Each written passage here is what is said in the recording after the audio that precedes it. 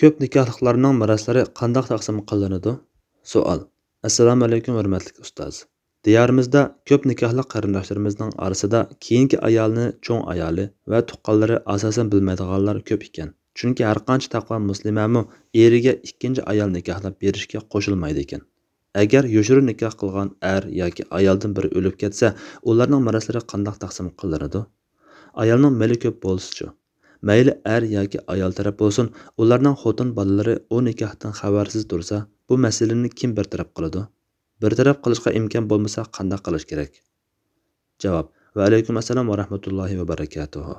Barliq hamd sanolar Janobi Allohga bo'lsin.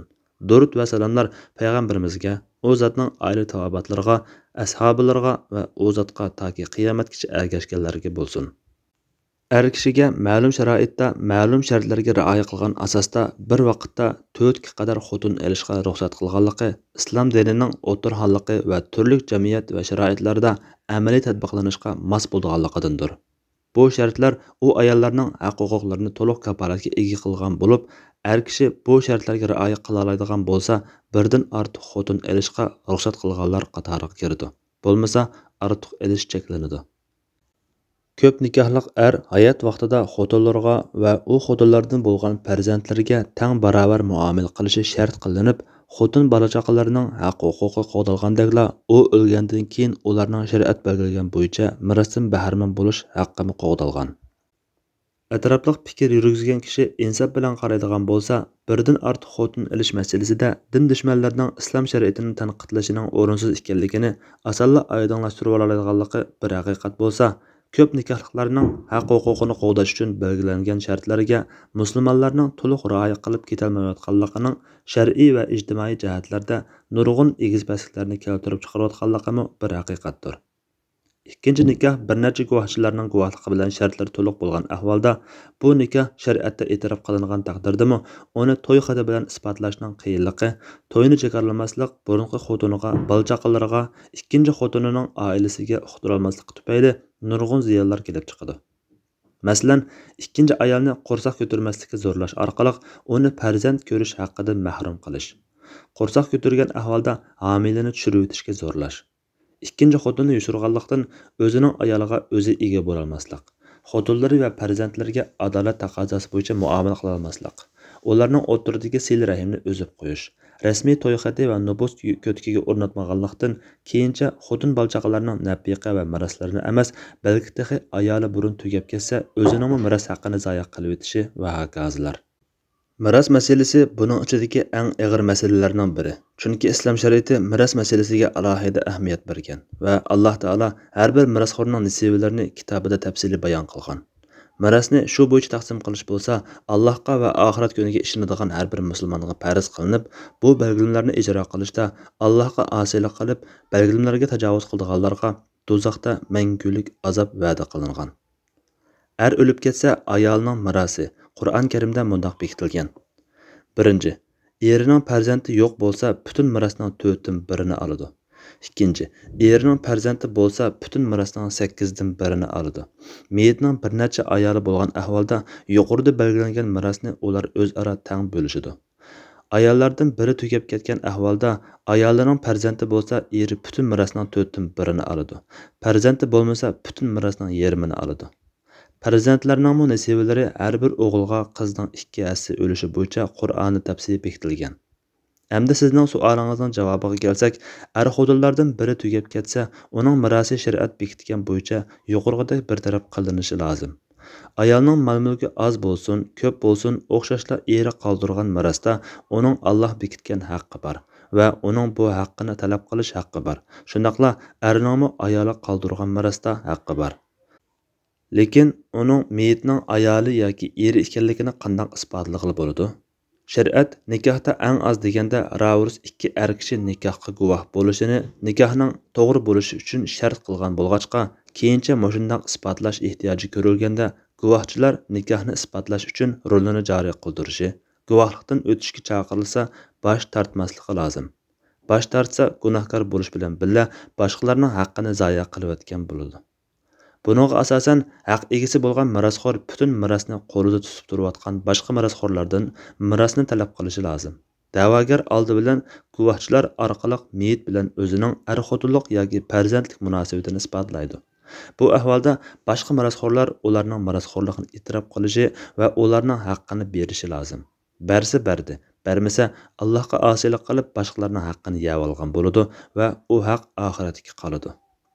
Haq egisi bo'lgan mirosxo'r mirosni ololmasa, buning sababchisi dastlabida yoshirin nikoh qilgan ayol bo'ladi. Keyin buning gunohi ularning mirosxo'rligi guvohlar orqali isbotlanganligini ko'rib turib, ularga mirosni bermaganlarga bo'ladi. Agar mirosxo'r o'zining mirosxo'rligini guvohlar orqali isbotlay olmagan ahvolda, bu oqibatga o'zi va nikohiga guvoh bo'lgan guvohlar mas'ul bo'ladi. Chunki to'y qilg'uvchi nikohga guvoh bo'lishga tuzuk guvohchini akelmagan. Guvohchimi guvohlikdan o'tishdek bosh tortishga bo'lmaydigan burchini ado qilmagan. Bu oqibatdan qutulishning shariatga uyg'un bir yo'li shuki, mayli mayli ayol bo'lsin, miros haqqini ololmay qolgan mirosxo'rning shariatda o'ziga tegishli mirosning miqdorini aniq bilgandan keyin uningdan oz miqdorda pul yoki boshqa mulk olib, o'z roziligi bilan miros haqqidan voz kechishdan iborat sulh qilib, bu da'voni chiroylicha bartaraf qilishidir. Bu sulh orqali miros masalasi hal bo'lgan, hammalar gunoh va zulmdan qutulgan bo'ladi. Bu usulni ulamolar miros ilmida muharaja deb ataydi. Bu mirosxo'rlarning ba'zilari birarsini ma'lum miqdorda mulk badaliga mirosdan chiqarib o'tishga o'zaro sulh qilish degan ma'noda bo'lib, bu odatda da'vo dasturlarida sulhlashish doirasiga kiradi. Buning joizligida olimlar birdek ittifoq. Bu sulh to'xtami bitgan taqdirda haqqidan voz kechgan mirosxo'r olgan mol-mulkka ega bo'ladi-da, uning mirosdagi nasibasi sulhlashgan boshqa mirosxo'rlarga o'tib ketadi. Ularga xuddi hech ish bo'lmagandekla u mirosxo'rning nasibasini umum miros qatorida o'z nasibalari bo'yicha o'zaro taqsim qilinadi. Ibn Abbos radhiyallohu anhuma ikki sherik va varislar molni taqsim qilganda o'zaro rozilashib, biri naq bar tovarni olib, yana biri kishilardagi qarzni olsa bo'ladi. Agar birining nasibasi halok bo'lsa, yana biridan to'litib ololmaydi degan. Tabiinlardan Hazrati Ato mol-mulk va narsa-kerak ashyolarni miros olgan ikki kishi mirosni taqsim qilmay turib, biri haqqini yana biriga setvasi bo'lamdi deb so'ralganda, "Ha" deb javob bergan. Buning joizligining asosli dalili sahobalar davrida yuz bergan bo'lib, Abdurrahman ibn Avf radhiyallohu anhu vafot bo'lishdan burun og'riq yotgan vaqtida ayoli Tumazir binti Asbag'ni taloq qilib o'tgan va u ayoli iddatdagi chog'da vafot bo'lgan. Hazrat Osman u ayolga miros bermoqchi bo'lganda, Abdurrahmanning boshqa 3 ayoli u ayol bilan sulhlashib, u ayol oladigan mirosning 4dan biri bo'lgan 83 ming tillani u ayolga berib rozi qilgan. Bu ahvol xalifa Osman radhiyallohu anhu davrida yuz bergan bo'lib, buningga sahobalar ijmo qilgandir. Bu tariqada qilingan sulh to'xtami mirosdan chiqib ketgan va qolgan mirosxo'rlarning hammasi rozi bo'lgan ahvolda qulaylashtirish va talash tortishni hal qilish yuzidan joiz bo'ladi. Buning joiz bo'lishi uchun tuvandagi shartlar tepilishi kerak. 1. Har bir mirosxo'rning balog'atga yetgan aql kishi bo'lishi va o'z irodasi bilan rozi bo'lgan bo'lishi. Agar ularning orasida norizida yoki saran kishi bo'lib qolsa, bu sulh to'g'ri bo'lmaydi. 2.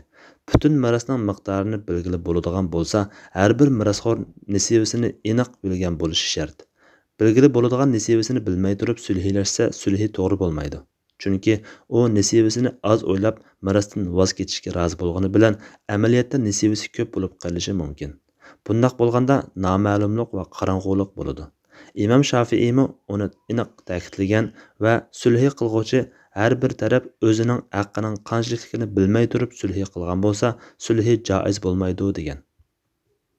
Qozi Shurayh qandaq bir ayol eri qoldirgan miros miqdorini bilmay turib sulh qilgan bo'lsa, bu gumonliq ishdir degan. İmam Ahmad Qozi Shurayhning bu so'ziga asoslanib nasibasini bilib sulhlashishni shart qilgan. İmam İbn Hazm Qozi Shurayhning ashu so'zini bayon qilgandan keyin bu sulhining faqat miqdori aniq bo'lgan haqni iqror qilganda joiz bo'lganligining bayonidir degan. İmam Bayhaqiymi Hazrati Abdurrahman radhiyallohu anhuning ayolining sulhlashish vaqaligini bayon qilib, buni u ayol o'zining nasibasini bilib sulh qilgan deb tushunamiz degan. Ammo butun miros miqdorini bilish mumkin bo'lmaydigan ahvolda nasibasini bilolmagan mirosxo'rning badal elib sulh qilsa, joizligining dalili Imom Abu Davud rivoyat qilgan bu hadisdir. ikki kishi Rasululloh sallallohu alayhi vasallamning huzuriga o'zlarining o'rtasidagi miros da'vosini qilib kelgan. U ikkisining hech birining isboti yo'q bo'lg'achqa Rasululloh sizlar mening oldimga kelib da'volashsizlar. Paketini qo'yishda ba'zilaringlardan gapga ustroq bo'lishi mumkin. Shunga men kimga qarindishining haqqidan bir narsani buyurib berib hukm qilgan bo'lsam, amaliyotda uningga bir parcha o'tni parchlab bergan bo'laman. Shunga uni elib qolmasin dedi. Ular yig'lab ketib har biri "Meni haqqim sening bo'lsin" deyishdi. Buni ko'rib Rasululloh "Qilg'uliqni qilib bo'libsizlar. Endi to'g'ri yo'sinda bo'lishishga tirishib bo'lishinglar. Andın çek taşlaşıp hararlaşanlar" dedi. İmam İbn Abdülber bu hadiste hakim hüküm kılıp koymasımı şerikler özara bölüşüp alsa bolduğanlıqıga, nama'lum bolgan haqdan ötüp ötiş, onunğa sülhiyleşiş ve onu berip ötişning jaizligiga dalil bar degan. Buningga asosan vaqt uzrab ketganlikdan butun miqdorini aniq belgili bo'lmagan bo'lsa, bu chog'da nasibasini bilmagan mirosxo'r miqdori ma'lum badal ilib haqqidan voz kechsa bo'ladi. 3. Badalningmi mirosdagi nasibasiningmi miqdori aniq bo'lgandan keyin voz kechgan mirosxo'rining sulhida olgan badali o'z nasibasidan oz bo'lsin yoki ko'p bo'lsin, har ikki ahvolda joiz. Lekin miros naq pul bo'lgan ahvolda badalga pul olsa, pulni pulga almashtirishda shart qilingan naq-munaq bo'lishdek shartlarga rioya qilinmasa, jazoni shubhasi paydo bo'lib qoladi. 4. Sulh qilib mirosdan voz kechgan mirosxo'r bir kishi bo'lsin yoki bir necha kishi bo'lsin o'xshashli joiz. Buningga asosan ikkinchi ayoli farzandlari bilan birga birinchi ayoli va farzandlari bilan sulh qilsa bo'ladi. 5. Albatta bu sulhni tuzganda miros qoldiruvchi shaxs vafot bo'lgan bo'lishi lozim. Chunki vafot bo'lmagan ahvolda mirosxo'r yoki miros degan narsa mavjud bo'lmaydi. Yuqorqilarga binoan miros taqsim qilinmagan bo'lsa-mu, miros miqdori aniq, har bir mirosxo'rning nasibasi ma'lum bo'lsa, ikkinchi xotin olganlarning miros da'volarini hal qilish uchun mazkur tariqada sulh qilishga qadam qo'ysa bo'ladi. Ammo odatdagi normal ahvollarda belgilangan qoida bo'yicha taqsim qilib, har bir mirosxo'rga haqqini to'liq berishi lozim. Bu yerda shuni eskartib qo'yish kerakki, ba'zi mirosxo'rlarning haqqini bermaslik jahiliyatning qoldiqlari bo'lib, o'zini musulmon deb o'ylaydiganlar uchun boshqalarning haqqini yevolishdan, farzandlarga haromni yegizishdan saqlanish intayin zarur. O'rib odatimiz shundoq edi deb bunga sal qarashga bo'lmaydi. Chunki jahiliyat qoldiqlari bo'lgan har qanday odat Allohning belgilamasi va shariatiga zid kelsa, musulmon kishi cho'qim Allohning shariatiga bo'ysunishi lozim. Allah'ның yo'lida ravurus mağmay, Allah'ның belgilemesiga ma'qul demay, Allah'ның tavsiyasini ijro qilmay, boshqalarning haqqlarini bermay, yaqin tuqqanlarga zulm qilib turib, namoz o'qiyman, ro'za tutaman, masjidga chiqaman, tarovih o'qiyman, tabligh anglayman, hajga boraman deb yurganining oxiratda tuzuq qimmati bo'lmasa kerak. Tuqqanlarning haqqi, yetimning haqqi oxiratda emas, bu dunyoda ham haromxo'rlar uchun o't bo'ladi. Ular amaliyotda o'tni yeydi. Tuqqanlarga mirosni bermay turib olganlar Alloh belgilagan chek-chegaralarga tajovuz qilgan bo'lib, oxiratda mangu do'zaxda qoladi. Ularga xorliquvchi azob bordir. Alloh eng to'g'risini bilguchidir. Fatvoda doktor Abdul Aziz rahmatulloh. Fatvolar majmuasi 2-tom, 64-numurliq fatvo.